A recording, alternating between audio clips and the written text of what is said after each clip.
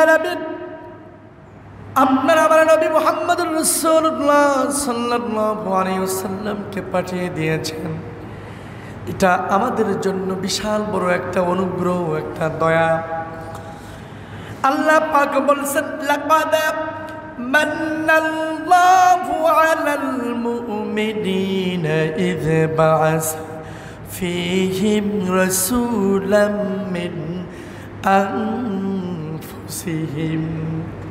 একটু জোরে বলেন সুবহানাল্লাহ। নিশ্চয় আল্লাহ রাব্বুল আলামিন লাকাদ মান্নাল্লাহু আলাল মুমিনিন, মুসলমানদের জন্য, মুমিনদের জন্য, বিশ্ববাসীর জন্য আল্লাহ রাব্বুল আলামিন আমাদেরকে মুসলমানের জন্য, বিশ্ববাসী, বিশ্বের মুসলমান, মুসলিম উম্মাহ, আশরাফুল মাখলুকাতের জন্য একজন নবী পাঠিয়েছেন, যার নাম মুহাম্মাদুর রাসূলুল্লাহ সাল্লাল্লাহু আলাইহি ওয়াসাল্লাম। বলেন সুবহানাল্লাহ। ও নবী, আমি আপনাকে পাঠিয়েছি আলামিন, পুরো বিশ্ববাসীর জন্য, শুধুমাত্র একটা গোষ্ঠীর জন্য আপনি নবী নন।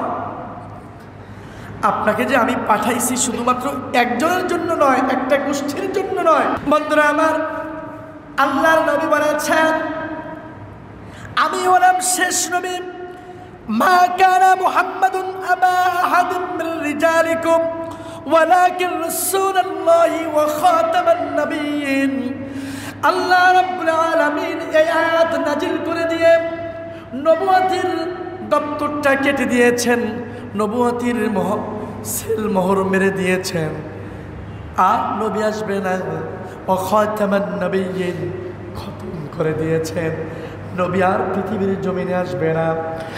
আপনারা আমার নবী বলেন, আমার পৃথিবীর জমিনে আগমনের দৃষ্টান্তটা ঠিক এমনি ভাবে মানুষরা যদি একটা বিল্ডিং অথবা একটি ইমারত তৈরি করেন, একটা ঘর তৈরি করেন, একটা ঘর তৈরি করার পর চতুর্দিক দিয়ে ইট দিয়ে গাঁথনি দেয়। কি দিয়ে? ইট দিয়ে যখন গাঁথনি দেয়, দেখবেন কিছু কিছু জায়গা ফাঁকা রাখে, ফাঁকা কিছু কিছু জায়গা তারা ফাঁকা রাখে। বাবারা আমার, যখন ঘরটা শেষ সময় যখন চলে আসে, একদম শেষ সময়টা যখন চলে আসে, দেখবেন ওই ফাঁকা জায়গাগুলো ইট দিয়ে বন্ধ করে দেয়। দেয় কিনা জোরে বল।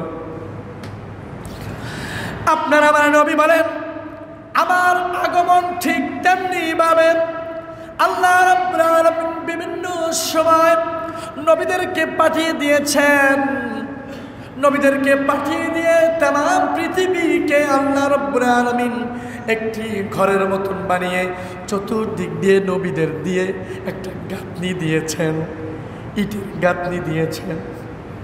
কিন্তু কিছু কিছু জায়গা ফাঁকা রেখেছেন আল্লাহ রাব্বুল আলামিন ওয়া খাতামান নবিয়্যিন, আমি নবীকে পাঠাইয়া ওই গাঁথনিগুলার সমাপ্ত করে দিয়েছেন। বলেন সুবহানাল্লাহ।